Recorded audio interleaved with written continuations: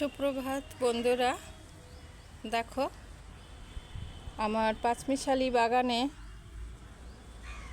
আজ থেকে এই ফলটা পাকা শুরু হলো। এটা হচ্ছে স্ট্রবেরির। প্রথমে এরকম সবুজ রং ছিল, তারপরে এলো সাদা। আরও সাদা হওয়ার কথা ছিল, কিন্তু যেহেতু সকালবেলায় সূর্যের লাইটটা একদম ডাইরেক্ট পড়েছে, তার জন্য একটু এই পাশটা লাল হয়েছে।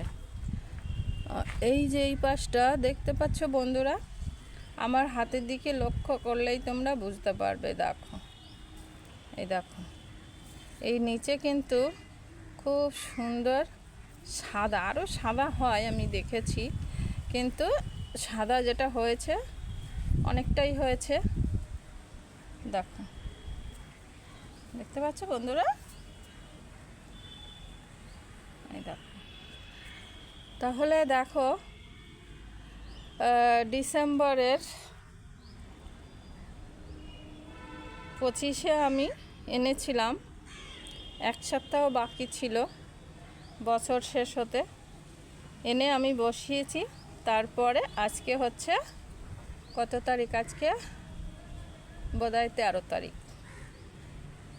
এর ভিতরে দেখো আমার গাছ পুষ্ট হয়ে গাছটা কি সুন্দর মজবুত হয়েছে, দেখো। আচ্ছা, এরপরে সঙ্গে সঙ্গে ফুল এলো, ফল থেকে এরকম ফলে পরিণত হলো। এবার আস্তে আস্তে এই 2-3 সপ্তাহের মধ্যে কিন্তু দেখো কি সুন্দর একটা ফল আমার পাঁচমিশালি বাগানে কিন্তু রেডি হয়ে গেছে। দেখো, দেখতে পাচ্ছ?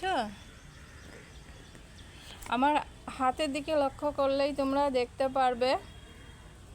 দেখো, দেখতে পাচ্ছ তো? স্ট্রবেরি ফলাতে বেশি কষ্ট করতে হয় না। এটা কিন্তু সিজনের গাছ। জানুয়ারিতে শুরু হয় ফুল ফোটা, তারপরে জানুয়ারি, ফেব্রুয়ারি, মার্চ মাসটাও পুরো ফোটার পরেই কিন্তু এটা স্টপ হয়ে যায়। তখন কিন্তু কেউ এই গাছ ফেলে দেবে না। আমি সবাইকে অনুরোধ করছি, এই গাছটা তোমরা সবাই যারাই দেখছো, যেখান থেকে দেখছো, এই গাছটা তোমরা সবাই যত্ন করে ব্যালকনিতে বা খুব একটু ছায়া জায়গার ভিতরে তোমরা রাখলেই কিন্তু আসছে বছর তোমরা এইখান থেকে অনেক শাখা প্রশাখা বেরোবে। প্লাস তোমরা সেগুলো কি করে বানাবে, অনেক রানার বেরোবে, সেগুলো কি করে করবে আমি পরে জানিয়ে দেব। তো আপাতত আমি এইটুকুনি বলে দিচ্ছি তোমাদের যে এই চারাটা বা গাছটা বানাতে কোনো কষ্ট করতে হয় না। শুধু একটু যেটা এর করার দরকার সেটা হচ্ছে এঁটেল মাটিতে হয় না, 50 থেকে 60% মাটি দেবে, আর দেবে কোকোপিট দেবে, কিছু পাতা পচা সার দেবে, এই 1 মুঠো মতো পাতা পচা সার দেবে, আর দেবে প্রায় 30% বালি মাটি দেবে। বালি মানে কাঁকড়। অনেক সময় দেখে না যে বাড়ি তৈরি করতে চেলে টেলে ফেলে, সেই রকম কাঁকড়, আর তার সঙ্গে সামান্য কিছু বালি থাকতে পারে, সেরকম সব একসঙ্গে মিক্স করবে।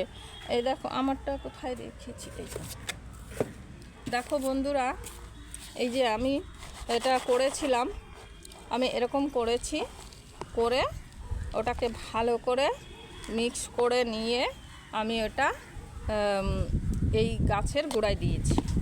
দেওয়ার পরে কয়েকদিনের মধ্যেই দেখলাম এরকম এলো। তো বেশি দিন হয়নি, কিন্তু আমার ছাদ বাগানে প্রথম নতুন আমার গাছ, এর ব্যবহার কি তাও জানি না। তো আমি যা যা করলাম সেটাতে আমার গাছে ফুলও হলো, ফলও হলো, এবং ফলটা পেকেও গেছে। সেই জন্য আমি তোমাদেরকে আমি কি করেছি সেটা কিন্তু আমি জানিয়ে দিলাম। আর দেবে খোল আর নিম পাতা। যারা নিম পাতা মানে নিম খোল যারা না পাবে তারা কিন্তু নিম পাতাকে গুঁড়ো করবে, গুঁড়ো করে এই ইয়ের সঙ্গে খোলের সঙ্গে ভিজিয়ে রাখবে। চলো বন্ধুরা, তোমাদের আমি কীরম করে ভিজিয়ে রেখেছি সেটা তোমাদেরকে একটুখানি দেখিয়ে নিয়ে আসি। চলো।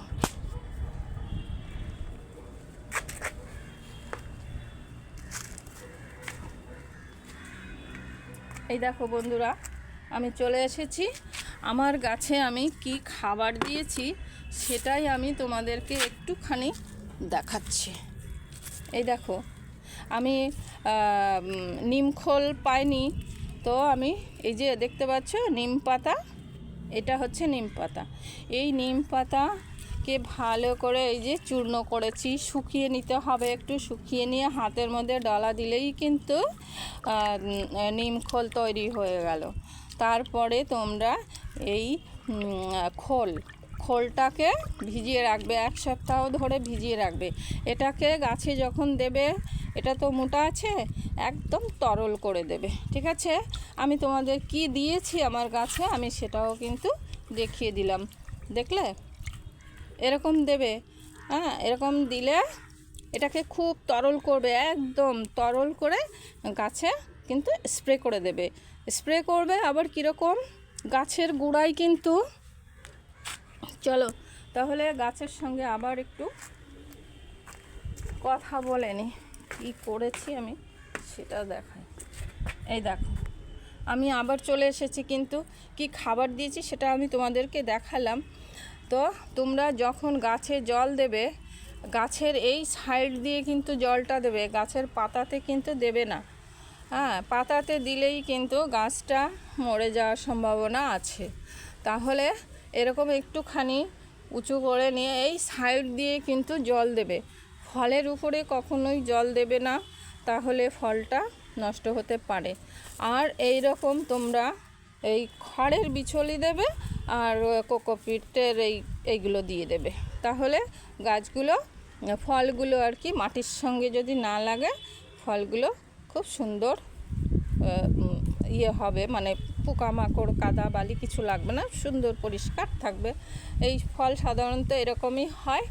ঠিক আছে, রাখছি। তোমরা সবাই ভালো থাকো আর গাছের দিকে লক্ষ্য রাখো, গাছ ভালো হবে, অবশ্যই ভালো হবে।